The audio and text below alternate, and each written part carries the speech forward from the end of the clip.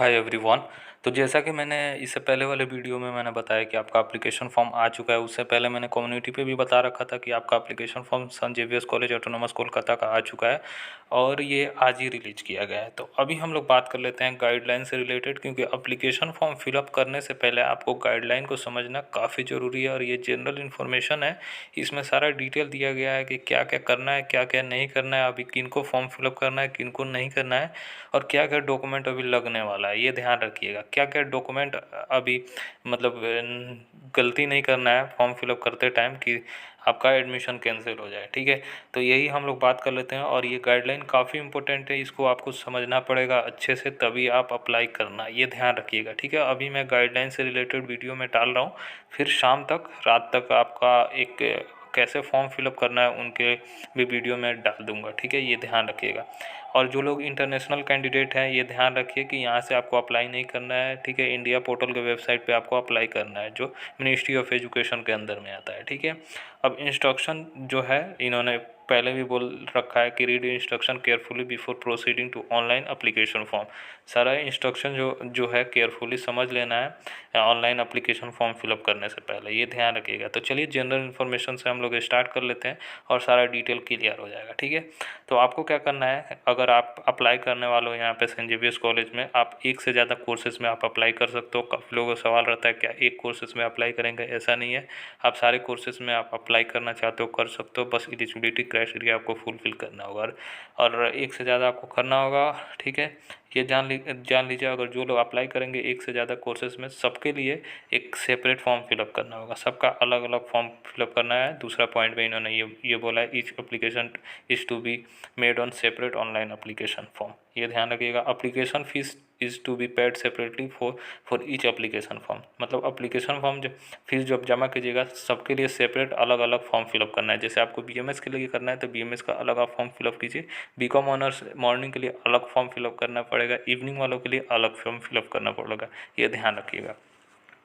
और सबके लिए ये इन्होंने बोला है, और सबके लिए एक सेपरेट एलिजिबिलिटी क्राइटेरिया बनाया गया एप्लीकेशन के लिए, और विदाउट एलिजिबिलिटी क्राइटेरिया आप नहीं फॉर्म फिलअप कीजिएगा, नहीं तो आपका एप्लीकेशन फॉर्म कैंसिल भी हो सकता है, ये ध्यान रखिएगा। ठीक है, और जब आप फॉर्म फिलअप कीजिएगा तो एक बार एप्लीकेशन फॉर्म को 1 से 2 बार आप एप्लीकेशन फॉर्म को सारा वेरीफाई कर लीजिएगा, सारा डिटेल को वेरीफाई कर लीजिएगा, तब वहाँ पे आप सबमिट का बटन दबाइएगा। अगर गलती हो गया तो मॉडिफिकेशन का कोई रास्ता नहीं मिलेगा, ये ध्यान रखिएगा। सेंट जेवियर्स कॉलेज एडिटिंग का विंडो नहीं खुलता है। ठीक है, बहुत रेयर केस में ही रहेगा कि खुलेगा, ये ध्यान रखिएगा।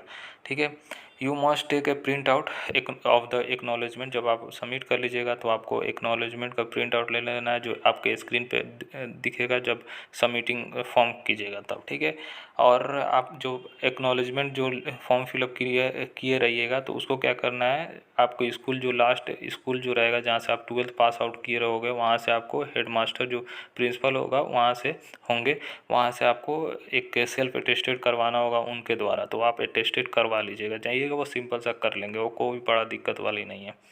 This seat along with the application fees payment must be bought at the time of interview admission test enrollment। ये ध्यान रखिएगा जब आप एप्लीकेशन फ़ीस जो पेमेंट स्लिप कीजिएगा उसको भी आप ये लेके आना पड़ेगा आपको जब आपका इंटरव्यू होगा। जैसे एक्नॉलेजमेंट भी ले लीजिएगा, जो अटेस्टेड करवाई रहेगा, जो पेमेंट स्लिप रहेगा उसका भी आपको प्रिंट आउट ले लेना है। उसके बाद आपको इंटरव्यू जब होगा, जिसको बहुत सारे कोर्सेज़ का मेरिट बेस होता है, बहुत सारे कोर्सेज़ का आपको इंटरव्यू क्या होता है, एडमिशन टेस्ट के बेसिस पे होता है, इंटरव्यू के बेसिस पे होता है, तो आपको ये लेके आना पड़ेगा। ठीक है, जहाँ जिस मतलब जहाँ जहाँ रिक्वायरमेंट होगा वहाँ पे आपको लेके आना होगा एक एक्नॉलेजमेंट शीट, आपका पेमेंट शीट। ठीक है, ये ध्यान रखिएगा। ठीक है, in case of online admission some document need to be upload in PDF format will be notify with the selection list. ठीक है, अगर आप ऑनलाइन एप्लीकेशन जैसे ऑनलाइन एडमिशन जो डॉक्यूमेंट आपको अपलोड करना है पीडीएफ फॉर्मेट में, ठीक है, और इसमें नोटिफाई किया जाएगा आपको, ये चीज़ों को आपको मतलब अपलोड करना है जब आप एप्लीकेशन फॉर्म फिलअप कीजिएगा। ठीक है, और ये लोग नोटिफाई भी करेंगे, सिलेक्शन लिस्ट जब आ जाएगा वहाँ पे भी आपको लेके आने के लिए कुछ कुछ डॉक्यूमेंट के लिए। तो अभी के लिए क्या डॉक्यूमेंट चाहिए वो ध्यान रखिए, जब आपका सिलेक्शन लिस्ट आ जाएगा उसमें क्या क्या डॉक्यूमेंट चाहिए फिजिकल वेरिफिकेशन के लिए वो बाद में बताया जाएगा। ठीक है, अभी जो फॉर्म फिलअप वाला प्रोसेस चल रहा है उसको आप समझ लीजिए, बाद में जब सिलेक्शन लिस्ट आएगा उसका भी बताया जाएगा, यहाँ पे सारा चीज़ें अपडेट किया जाएगा, ये ध्यान रखिए, उसके लिए आप बेफिक्र रहिए। तो आपको अपलोड क्या करना है डॉक्यूमेंट, ठीक है। एप्लीकेशन फॉर्म फिलअप करते टाइम ये ध्यान रखिए सारे को PDF फॉर्मेट में करना है, ठीक है। ये ध्यान रखिए बोर्ड काउंसिल फाइनल मार्कशीट, ठीक है। बोर्ड का जो रहेगा उसका फाइनल मार्कशीट करना है। बैप्टिज्म सर्टिफिकेट इफ़ एप्लीकेबल, अगर जो बैप्टिज्म मतलब के अंडर में आता है उनका सर्टिफिकेट है जो एप्लीकेबल है उनके लिए ये, ठीक है। जो नहीं आते हैं इनके अंदर में तो वो नहीं करेंगे। और कास्ट सर्टिफिकेट फॉर एग्जांपल आपके पास OBC SC ST जो भी कास्ट है, आप जनरल हो तो जनरल वालों को कोई रिक्वायरमेंट नहीं है, और जिनके पास अगर कास्ट सर्टिफिकेट है तो वो भी उनको अपलोड करना पड़ेगा, ये ध्यान रखिएगा। अब बात किया जाए ऑनलाइन एप्लीकेशन फ़ीस, कैसे आपको पेमेंट करना है, ठीक है। ये ध्यान रखिएगा, और फीस का डिटेल इन्होंने बोल रखा है, ये ध्यान रखिएगा। Payment of application fee can be made only by online payment, आपको एप्लीकेशन फ़ीस करना होगा, ठीक है। कॉलेज के वेबसाइट पे जो आप एप्लीकेशन फॉर्म फिलअप कीजिएगा, जब स्टेप बाय स्टेप प्रोसीजर बताऊंगा तो वहाँ पे कैसे आपको पेमेंट करना है वो मैं बता दूंगा आपको। अभी बस आपको ऑनलाइन पेमेंट करना होगा, कोई ऑफलाइन नहीं करना होगा, ये ध्यान रखिएगा। Debit card, credit card, net banking के द्वारा आप अपना फ़ीस पेमेंट कर सकते हो, ठीक है। और द एप्लीकेशन फ़ीस जो होगा वो आपको दिया गया है कि आपको एक minute, the application for which of the fees is paid by any method other than mention above and और after the last date will not be register even if the system accept the application fees. तो इन्होंने ये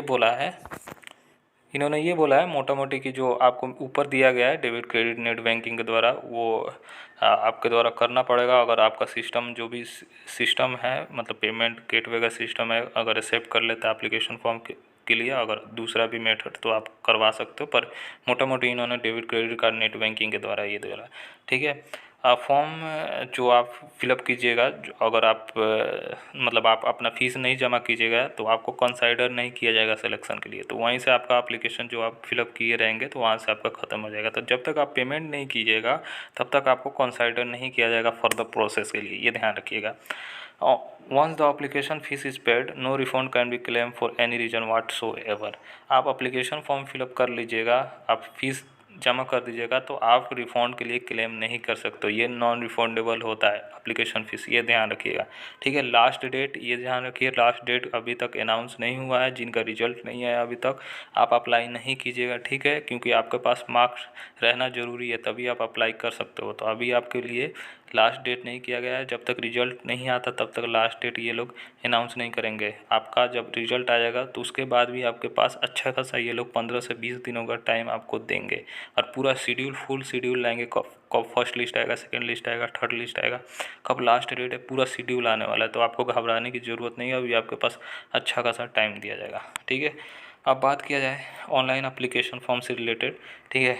तो ये ध्यान रखिए इन्होंने red में ये भी बोल रखा है जो मैं अभी बताया हूँ, तो आपके पास +2 का मतलब फाइनल मार्कशीट रहना चाहिए, ठीक है, ठीक है। अगर आपके पास नहीं है तो आप अटेम्प्ट नहीं कीजिए फॉर्म फिलअप करने के लिए, ठीक है। बिफोर बोर्ड आपका रिजल्ट आने से पहले आप अप्लाई नहीं कीजिए, ये ध्यान रखिएगा। जब आप आ जाएगा रिजल्ट तब आप अप्लाई कीजिएगा, इन्होंने ये बोला है। आपके पास फाइनल मार्कशीट रहना ज़रूरी है, तो जिनके पास ड्रॉप आउट है उनके पास आ गया होगा, जिनका बोर्ड जैसे बिहार बोर्ड है तो उनका रिजल्ट तो ऑलरेडी आ चुका है तो आप अप्लाई कर सकते हो। CBSE वाले चाहे जो भी बोर्ड वाले हैं उनका रिजल्ट अभी नहीं आया तो आप अप्लाई नहीं कीजिएगा, ये ध्यान रखिएगा।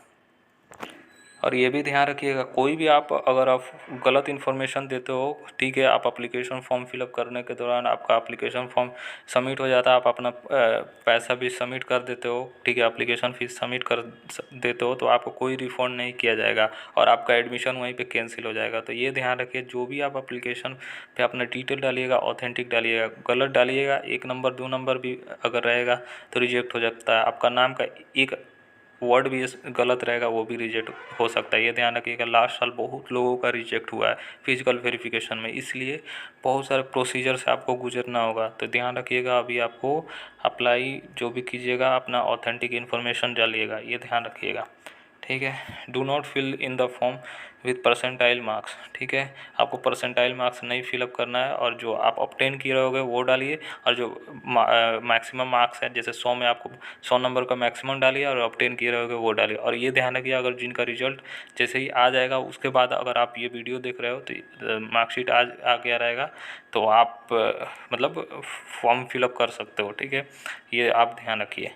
क्योंकि ये वीडियो मतलब आगे भी मतलब स्टूडेंट देखेंगे तो ये आप उस टाइम देखिएगा तो ये चीज़ों को फाइनल मार्कशीट अगर आपके पास आ गया रहेगा तो आप कर लीजिएगा, ठीक है। ये अभी के लिए मैं बता रहा हूँ, पर ये प्रोसीजर एज इट इज़ सारे लोगों के लिए सेम रहने वाला है, कोई अभी चेंजेस नहीं होगा, यही है, ये फाइनल आ चुका है। बस इन्होंने मेंशन कर रखा, अब शेड्यूल आएगा, शेड्यूल में आपको बता दिया जाएगा और लास्ट डेट ये लोग रिलीज़ कर देंगे, ठीक है। ये पहले मैं क्लियरिटी कर देता हूँ, ठीक है।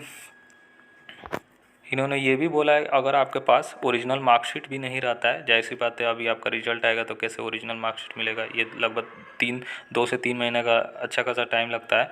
तो आप ऑनलाइन जो भी आपका मार्कशीट है, जो भी आपको साइट से आपको डाउनलोडेड है, उसको भी आप डाउनलोडेड मार्कशीट के यहाँ से आप अपलोड कर सकते हो, ठीक है।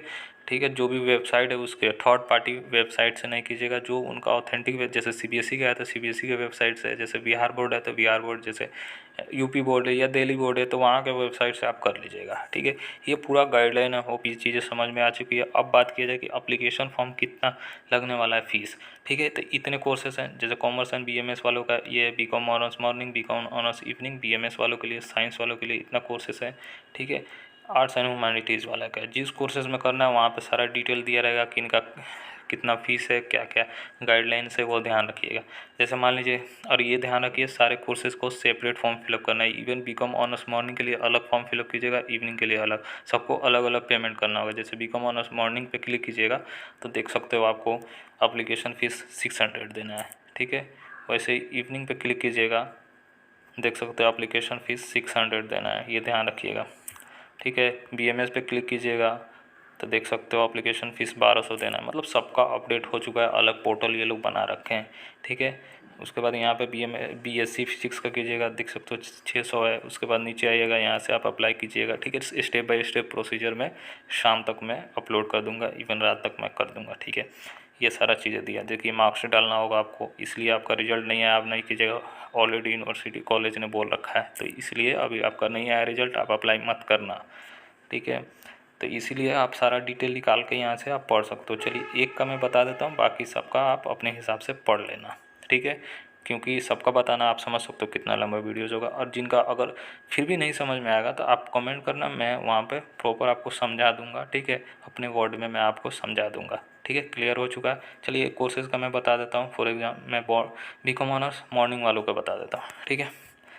600 रुपये आपका एप्लीकेशन फ़ीस है, ठीक है। आपको जो एप्लीकेशन फ़ीस कीजिएगा कॉलेज के वेबसाइट पे कीजिएगा और वहीं से आपको रजिस्टर करना है, ठीक है। और जब फॉर्म फिलअप कीजिएगा तो वो वहाँ पे ब्लॉक लेटर आप यूज कीजिएगा, ठीक है। और जहाँ पे स्टार मार्क है वहाँ पे कंपलसरी है वो चीज़ों को फिलअप करना है, ठीक है।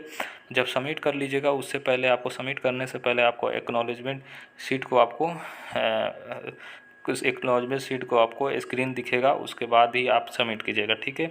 उसके बाद आप प्रिंट आउट ले लीजिएगा, जो भी आपको एक्नॉलेजमेंट शीट होगा चाहे पेमेंट स्लिप होगा उसको आपको प्रिंट आउट ले लेना है, ठीक है। अगर आपका मान लीजिए किसी कारण से आपका ट्रांजैक्शन थोड़ा सा डिले होता है और वहाँ पे कंफर्म नहीं होता है तो आपको 3 दिन आपको वेट करना है, आपको वहाँ पे दिख जाएगा कि कंफर्म हुआ है नहीं हुआ। अगर नहीं दिखता है तो आपका जो भी फीस पैसा कटा है, जो भी मेथड से क्योर होगा, आपको पैसा वापस आ जाएगा।